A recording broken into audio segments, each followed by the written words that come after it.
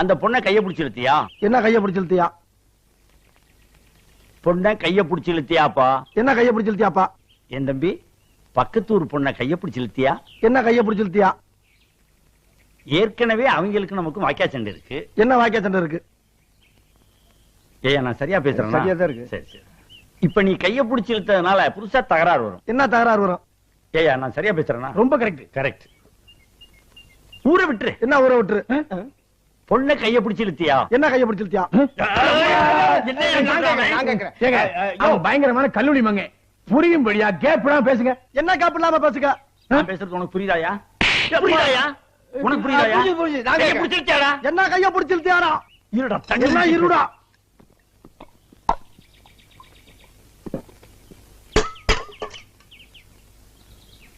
கைய பிடிச்சு இழுத்தியாடா? என்ன கைய பிடிச்சு இழுத்தியாடா? பிடிச்சு